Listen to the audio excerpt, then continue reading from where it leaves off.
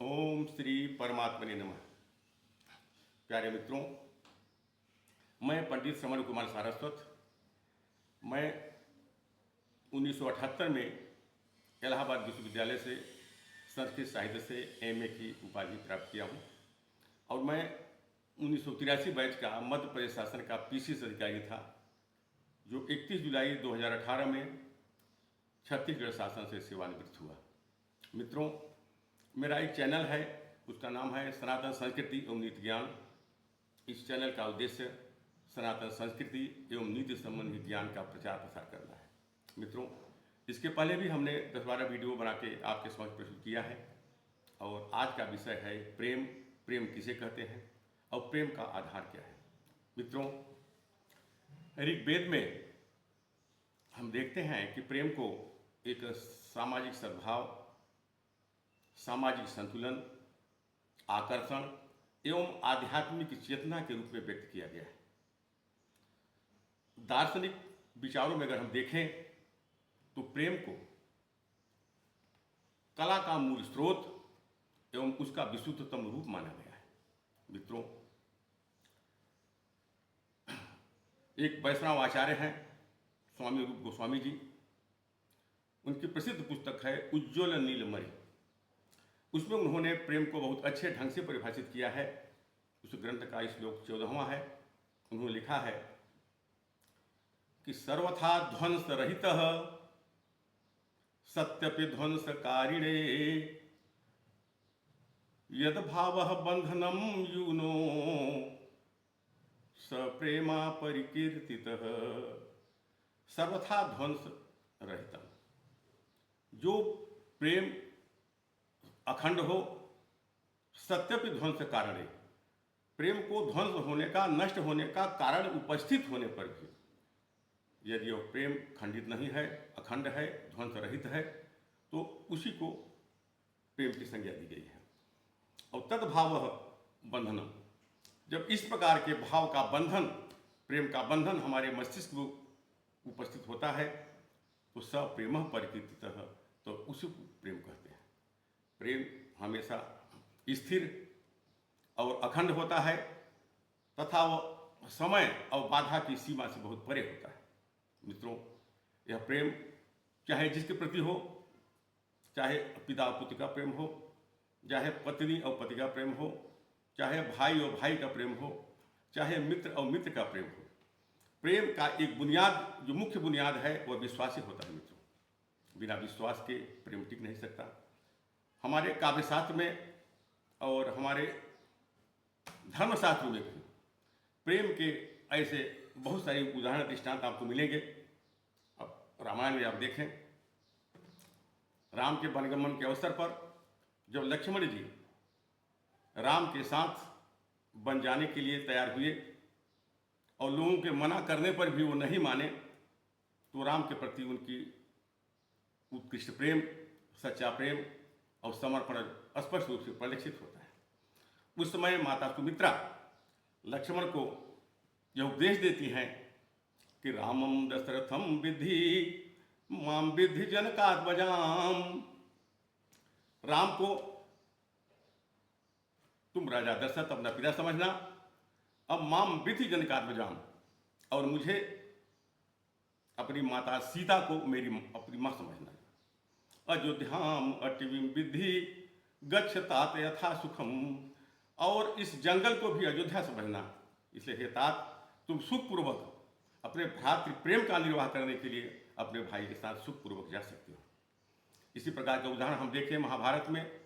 यदि मित्रता के उदाहरण देखें तो कर्ण और दुर्योधन की मित्रता भी अपने आप में एक बहुत उज्ज्वल दृष्टांत है। जब श्री कृष्ण ने कर्ण को उसके जन्म के विषय में पूरी जानकारी दे दी और उस रहस्य का उद्घाटन किया कि हे कर्ण, तुम कुंती पुत्र हो, कौंतेय हो, तुमको पांडवों के पक्ष से युद्ध करना चाहिए। तो कर्ण ने जो जवाब दिया मित्रों, वह मित्र प्रेम का सर्वोत्कृष्ट दृष्टांत प्रस्तुत करता है।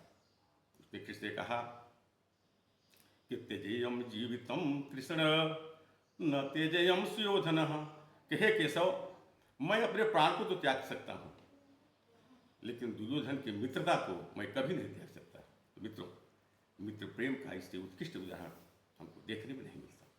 मित्रों, अगर आध्यात्मिक दृष्टिकोण से देखें तो प्रेम और कला दोनों पर्याय है। जो कला है वह प्रेम है, जो प्रेम है वो कला है।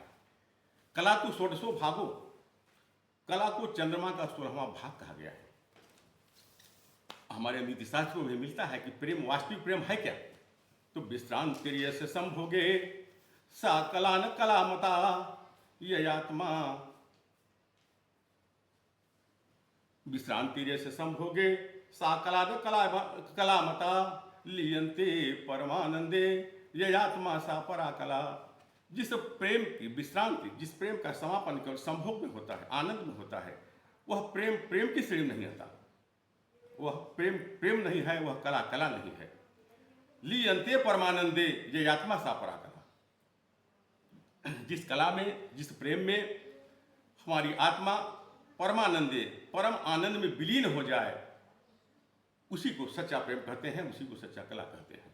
तो मित्रों, यहाँ पर प्रेम कला की वह उच्चतम व्याख्या है जो मनुष्य को वासना के पंख से निकालकर आध्यात्म की उच्चतम शिखर पर ले जाती है। मित्रों, इसी प्रकार के प्रेम को हम देखें तो कृष्ण और गोपियों के प्रेम को देखें तो कृष्ण और गोपियों का प्रेम भी एक बहुत ही उत्कृष्ट कोटि का प्रेम था। रसखान की एक पंक्ति मुझे ध्यान में आती है, जिसमें एक गोपिका भगवान श्री कृष्ण को देखती है और देखने के बाद अपने आंखों को बंद कर लेती है और घूंघट को ऊपर से डाल लेती है और जोर से चिल्लाती है, वो हंसती है। एक सखी उसे बोलती है, सखी तू अपना घूंघट खोलो। तो कहती है नहीं। तरस खान बिलोकति बौरी भई दिगमुदी के ग्वारी पुकारी हंसी है। अब खोल रे घूंघटी खोलो कहाँ, वह मूर्ति नयनन माझ बसी है। ऐसा की वह मूर्ति, भगवान कृष्ण की मूर्ति हमारे नेत्रों के अंदर बसी हुई है, इसलिए मैं घूंघट को नहीं खोल सकती। मित्रों देखिए, प्रेम में भय भी होता है। उस गोपी को यह भय है कि यदि मैं आंख खोलूंगी और अपना घूंघट भी खोलूंगी तो कहीं कृष्ण भगवान, जिसके प्रति मेरी अगाध श्रद्धा है, अगाध प्रेम है, सच्ची निष्ठा है, अटूट विश्वास है, वो कहीं निकल न जाए। तो इस प्रकार का प्रेम गोपियों और कृष्ण के प्रेम को देखने को मिलता है। मित्रों, बिहारी की हम नायिका को देखें तो बिहारी की नायिका भी वह अपने आराध्य को पति के रूप में मानती थी कि ईश्वर हमारे पति हैं, अब मैं उनकी पत्नी। एक बिहारी का दोहा आप देखें कि नैनों की कर कोठरी पुतली पलंग बिछाए और पलकों का चिकडारी के पिए को लिया रिझाए। नैनों की कर कोठरी, उन्होंने नेत्र की कोठरी पर कोठरी बनाया, कमरा बनाया और पुतली पलंग बिछाए और पुतली रूपी पलंग को उस कमरे में बिछाया और पलकों का चिकडारी के पिए को लिया रिझाए और अपनी पलक का पर्दा डाल के अपने इष्ट को अपने आंख के अंदर बंद करके उसने रिझा दिया। मित्रों, यहाँ पर बिहारी की जो नायिका है उससे बढ़कर जो रसखान की नायिका गोपी है उसे भी बहुत आगे निकल गई। बिहारी की नायिका ने केवल अपने आराध्य को आंखों का अंदर रख के पुतली का एक पर्दा डाल दिया, एक लाक लगा दिया, सिंगल लाक पे उनको रख दिया। लेकिन रसखान की नायिका ने, रसखान की गोपी ने आंख को तो बंद किया ही, ऊपर से घूंघट का एक शटर भी लगा के अपने आराध्य को डबल लाक में बंद कर दिया। तो मित्रों, इस प्रकार के प्रेम हमारे काव्य शास्त्रों में देखने को मिलते हैं। मित्रों, प्रेम का जितने प्रकार के प्रेम के उदाहरण हमारे काव्य शास्त्रों में मिलते हैं, अधिकांश वह मानव प्रेम से जुड़े हुए हैं। मित्रों, अब मैं एक ऐसे प्रेम का दृष्टांत आपके समझ प्रस्तुत करूंगा जो मानव से इतर पशु जगत से संबंधित है और वो प्रेम वस्तुतः सच्चे प्रेम का उत्कृष्टतम उदाहरण है। एक उदाहरण मैं प्रस्तुत करना चाहूंगा अभिज्ञान शाकुंतलम का। शकुंतला और दुष्यंत की शादी हो चुकी है। शकुंतला का और दुष्यंत से एक दूसरे से अलग भी हो चुके हैं। दुष्यंत अन्य मनस्क होकर शकुंतला को याद करते रहते हैं। उनके मन में आता है मैं एक ऐसा चित्र बनाऊं, तो उस चित्र का विवरण देखिए कि उस चित्र को किस प्रकार निरूपित करना चाहते हैं वो संत, और उस चित्र के माध्यम से एक पशु के माध्यम से अपने प्रेम की पराकाष्ठा को, विश्वास की पराकाष्ठा को किस प्रकार व्यक्त करते हैं मित्रों, उसको आप देखिए। वो चाहते क्या है कि कार्याशय कतलीद हंस मिथुना स्रोतो वहा मालिनी पादास्तम मभितो निसर हरिणा गौरी गुरो पावना शाखावलंबित वलकलश चतरो निर्मातुमीक्षाम्यध श्रृंगे कृष्ण मृगस्य वाम नयनम कंडूयमाना मृगी। मित्रों, इस श्लोक की अंतिम पंक्ति पर ध्यान दीजिए। दुष्यंत कहते हैं कि कार्याशयकत लील हंस मिथुना सोतो वहा मालिनी, मैं मालिनी नदी के किनारे कार्याशयकत लीन हंस मिथुना, हंस के जोड़ों को चित्रित करना चाहता हूं। पादास्तम अभितो निसरण हरिणा, उसके दोनों किनारों पर निशंक बैठे हुए हरिण को मैं चित्रित करना चाहता हूं। गौरी गुरु पावना, और हिमालय की पवित्र पहाड़ियां भी मैं उसमें चित्रित करना चाहता हूं। पादास्तम अभितो निसरण हरिणा गौरी गुरु पावना शाखावलंबित वल कलश चतरोह निर्मातु भिक्षा में। नदी के किनारे जो वृक्ष हैं उनकी शाखाओं पर ऋषियों के बलकल वृक्ष लटक रहे हों, सूख रहे हों, ऐसा चित्र भी मैं बनाना चाहता हूं।